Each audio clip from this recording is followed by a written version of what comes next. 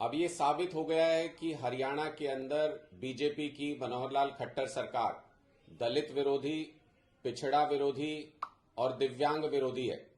ये तो हमें पहले ही पता था। पूरा देश जानता है कि भारतीय जनता पार्टी आरक्षण के खिलाफ है, पिछड़े वर्गों का आरक्षण खत्म करना चाहती है। लेकिन जिस तरीके से एचपीएससी यानी Hera ferry service commission Haryana का काम कर रहा है, उससे साफ नजर आता है कि मनोहर लाल खट्टर सरकार की मंशा सही नहीं है। अभी जिन 61 पदों के लिए एचसीएस को सेलेक्ट किया गया एचपीएससी के द्वारा, उनमें पिछड़े वर्ग के साथ और एससी वर्ग के साथ जबरदस्त भेदभाव और अत्याचार किया गया है।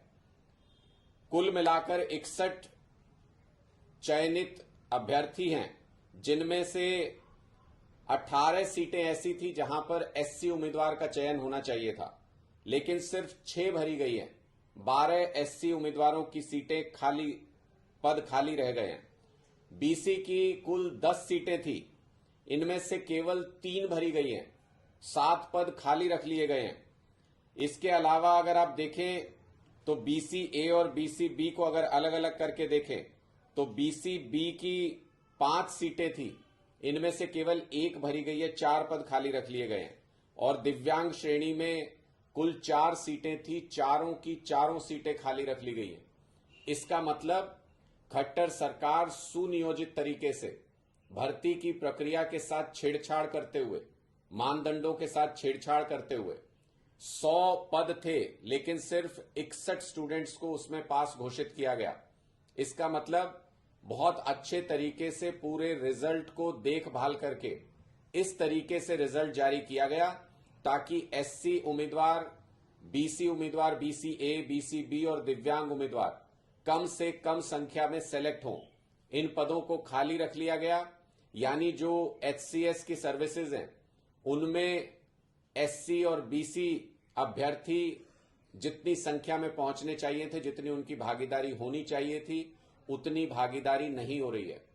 इसलिए जब देश में जातीय जनगणना की बात होती है तो सिर्फ और सिर्फ भारतीय जनता पार्टी उसके खिलाफ खड़ी नजर आती है। भारतीय जनता पार्टी उसका विरोध करती है।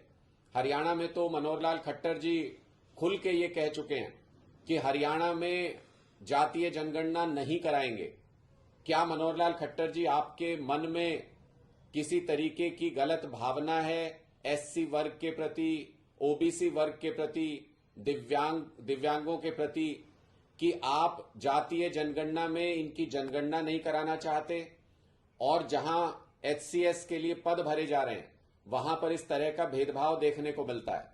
इससे कम से कम हरियाणा के लोगों के सामने खट्टर साहब आपका दोगला चेहरा जरूर सामने आ गया है।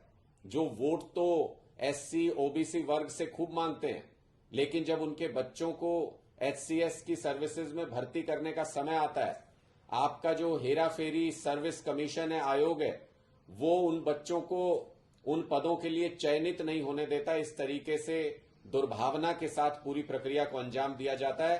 खट्टर साहब लोगों के बीच में जब वोट मांगने जाएंगे 2024 में, तो लोग इसका हिसाब करेंगे, लोग आपको इसका पुरजोर तरीके से जवाब देंगे।